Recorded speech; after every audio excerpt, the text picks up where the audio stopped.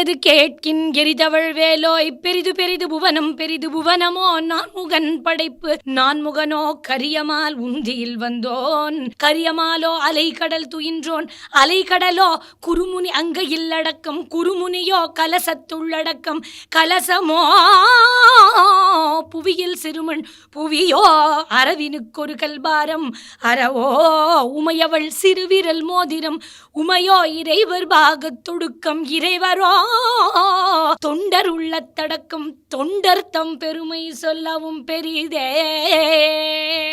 தலைப்பினுடைய தீர்ப்பே எழுதியாயிற்று நடுவர் அவர்களே. அப்புறம் என்ன, நன்றி வணக்கம்னு.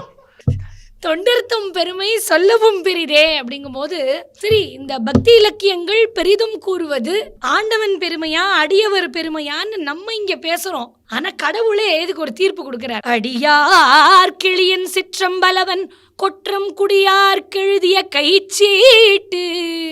சொல்லி முடிச்சுட்டார். கையில எழுதி சீல் போட்டு கொடுக்குறேன், அடியாருக்கு எளியவன் தான் நான் அப்படின்னு கடவுளே தன்னைத்தான் குறுக்கி கொண்டு அடியவர்களைத்தான் கொண்டாடி மகிழ்கிறான். அப்படித்தான் பக்தி இலக்கியங்கள் பெரிதும் வலியுறுத்துவது இந்த அடியவர் பெருமையை. எங்கேருந்து எங்க போனாலும் அடியவர் பெருமை தான். இந்த சனாதன தர்மமாம் இந்து தர்மத்துல முழுக்க முழுக்க இறைவனை காட்டிலும் இறைவனுடைய திருநாமம் கொண்டாடப்படுகிறது. இறைவனை விட அந்த நாமம் தான் வசதியா அப்படின்னா, அந்த நாமத்தை விட அந்த நாமத்தை சொல்றானே அந்த பக்தன் உயர்ந்தவன்கிறான். சரி, அப்ப முடிவா அந்த பக்தன் தான் உயர்ந்தவனா அப்படின்னு கேட்டா சொல்கிறார்கள், அந்த பக்தன் கூட வேண்டாம்ப்பா, அவன் கால்ல ஒரு கால் தூசு இருக்கு பார், கால் தூசு உயர்ந்தது அப்படின்னா